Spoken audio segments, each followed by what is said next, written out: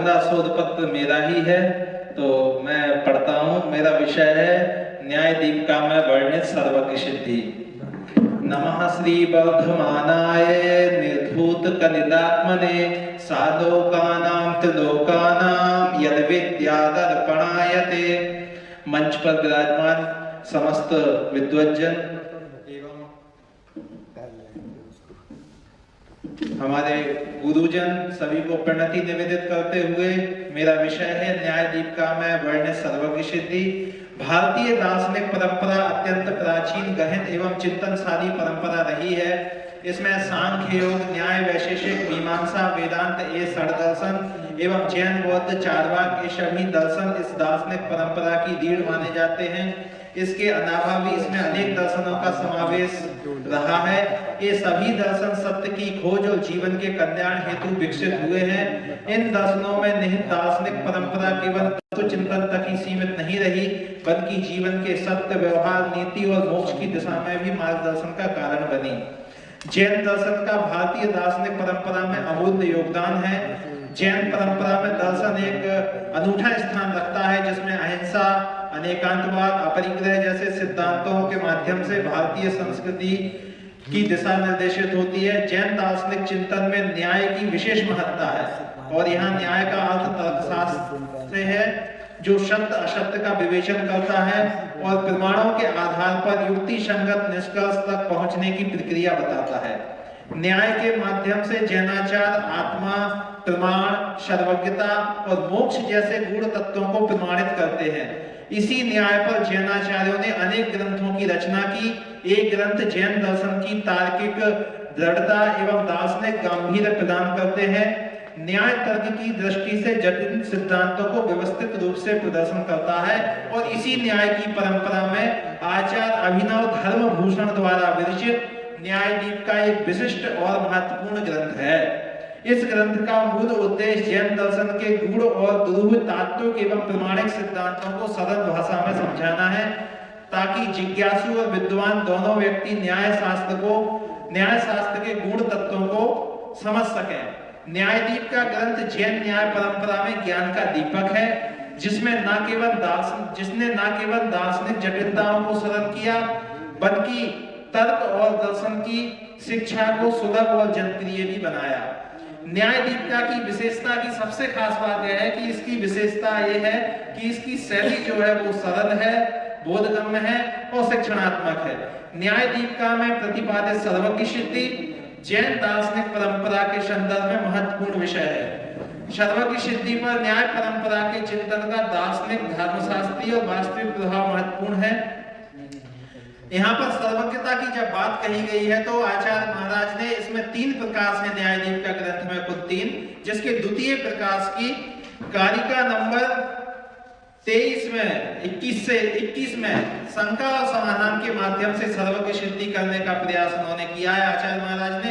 उन्होंने भी आचार्य समंतभद्र महाराज की एक कारिका उठा करके जब प्रमाण का अन्य मतों की अपेक्षा से वो कथन करते हैं, तब वहां पर सर्वज्ञ की सिद्धि की जब बात आती है तो आचार्य महाराज कहते हैं, वहां पर शंका करते हैं, मैं उस शंका को पढ़ रहा हूं कि सर्वज्ञता ही जब अप्रसिद्ध है तो आप यह कैसे कहते हैं कि अरिहंत भगवान सर्वज्ञ हैं, क्योंकि जो सामान्यतया कहीं भी प्रसिद्ध नहीं है उसका किसी खास जगह में व्यवस्थापन नहीं हो सकता।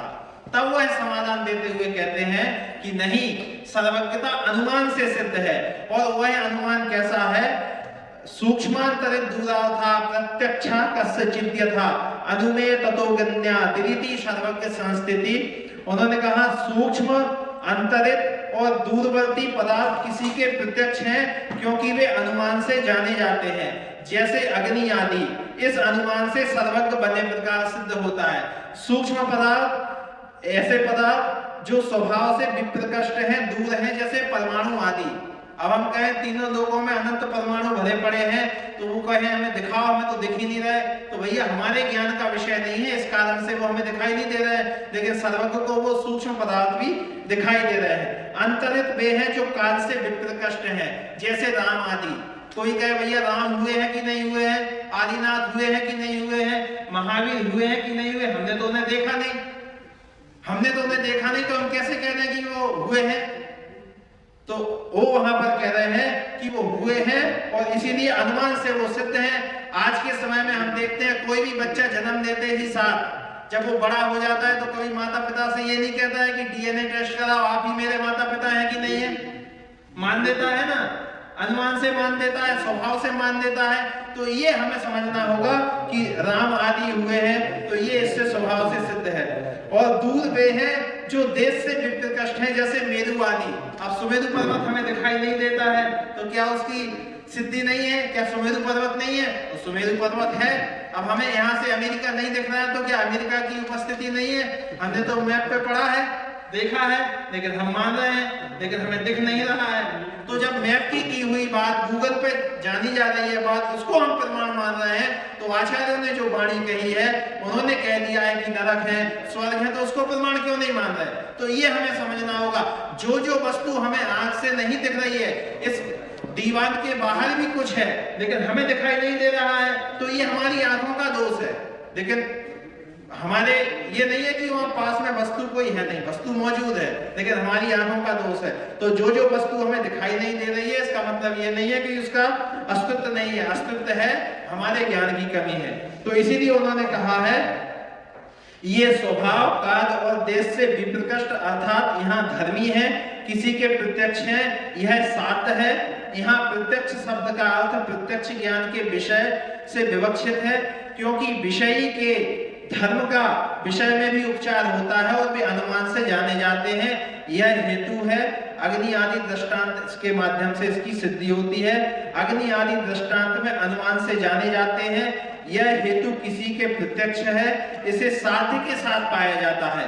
अतः वह परमाणु वगैरह सूक्ष्मादि पदार्थों में भी किसी की प्रत्यक्षता को अवश्य सिद्ध करता है। तात्पर्य यह है कि जिस प्रकार अग्नि आदि अनुमान से जाने जाते हैं, अतएव वे भी किसी के प्रत्यक्ष होते हैं। उसी प्रकार जो सूक्ष्म आदि अतीन्द्रिय पदार्थ चूंकि हम लोगों के द्वारा अनुमान से जाने जाते हैं, परंतु सर्वज्ञ के लिए वो प्रत्यक्ष भी है, और जिसके लिए प्रत्यक्ष है वही सर्वज्ञ है। बस जो प्रत्यक्ष रूप से उनको देख रहा है वही सर्वज्ञ है। इसीलिए परमाणु आदि में अनुमान से जाने जाते हैं, और यह हेतु असिद्ध भी नहीं है, क्योंकि उनको अनुमान से जानने में किसी को विवाद नहीं है। अर्थात सभी मतवादी इन पदार्थों को अनुमेय मानते हैं। फिर पुनः शंका करते हैं, और शंका यह की जाती है कि सूक्ष्मादि पदार्थों को प्रत्यक्ष सिद्ध करने के द्वारा किसी के संपूर्ण पदार्थों का प्रत्यक्ष ज्ञान हो, हम यह मान सकते हैं, परंतु वह अतीन्द्रिय है, इंद्रियों की अपेक्षा नहीं रखता, यह कैसे? तब आचार्य महाराज समाधान करते हैं कि इस प्रकार से यदि वह ज्ञान इंद्रिय जन्य हो तो संपूर्ण पदार्थों को जानने वाला नहीं हो सकता, क्योंकि इंद्रियां अपने योग्य विषय में ही ज्ञान को उत्पन्न कर सकती हैं, और सूक्ष्मादि पदार्थ इंद्रियों के योग्य विषय नहीं है। अर्थात स्पर्शन रसना घ्राण चक्षु कर्ण, ये 5 इंद्रियां हैं, ये सूक्ष्मादि पदार्थों को ग्रहण नहीं कर सकती हैं, ये स्थूल पदार्थों को ही ग्रहण करती हैं। अतः वह संपूर्ण पदार्थ विषय ज्ञान अनिंद्रिय ही है, इंद्रियों की अपेक्षा से रहित अतीन्द्रिय है। यह बात सिद्ध हो जाती है। इस प्रकार सर्वज्ञ के मानने से किसी भी सर्वज्ञवादी को विवाद नहीं। जैसा कि दूसरे भी कहते हैं कि पुण्य पाप आदि किसी के प्रत्यक्ष हैं, क्योंकि वो प्रमेय है। इस प्रकार सामान्य से सर्वज्ञ को सिद्ध करके अरिहंत के सर्वज्ञता की सिद्धि शंका समाधान पूर्वक की जाती है।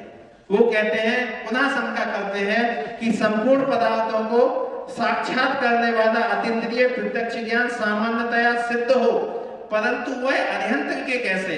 क्योंकि किसी के यह सर्वनाम शब्द है, और सर्वनाम शब्द सामान्य का ज्ञापक होता है। तो उन्होंने कहा सत्य है समाधान में, यह अनुमान से सामान्य सर्वज्ञ की सिद्धि की है, अतः अरिहंत भगवान सर्वज्ञ हैं, यह अनुमान से सिद्ध करते हैं।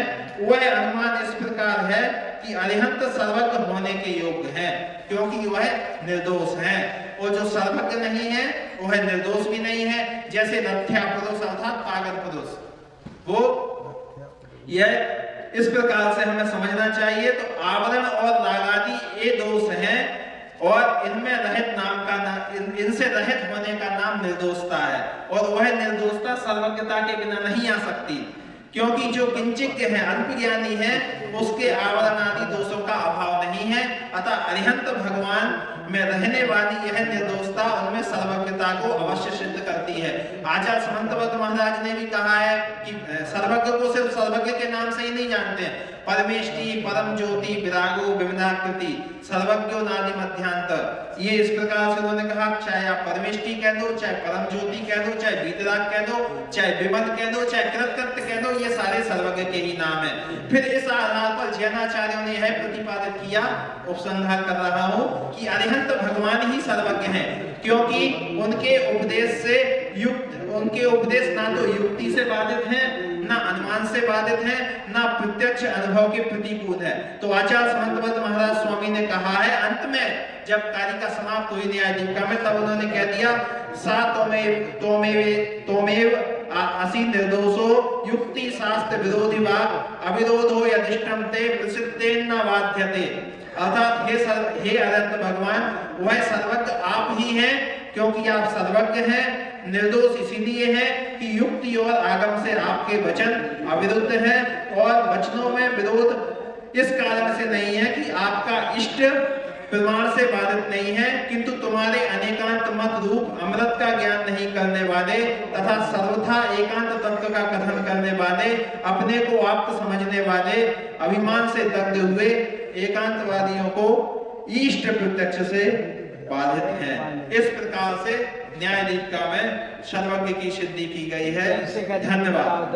अब मैं अगले वक्ता के रूप में आमंत्रित करता हूं प्रोफेसर एम चंद्रशेखर जी को, BLII दिल्ली। आइए महोदय।